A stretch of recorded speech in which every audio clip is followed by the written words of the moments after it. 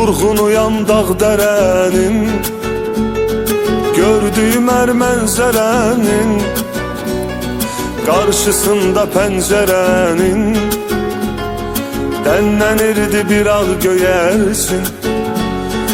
Əllərimi uzatdıqca, xoş ünsiyyət yaratdıqca, su verdikcə dən atdıqca, şəllənirdi bir ağ göyərçin. Uçdu hara ağ göyərçinim, bəxti qara ağ göyərçinim, uçdu getdi qayıtmadı, qayıtmadı ağ göyərçinim.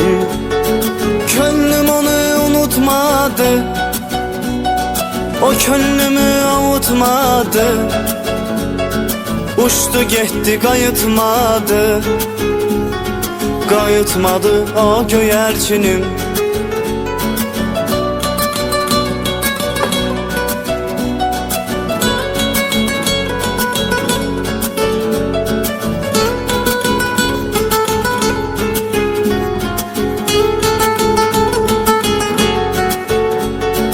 Gözəlliyi harasında, gözlərinin qarasında, buludların arasında gizlənirdi bir ağ göyərçin.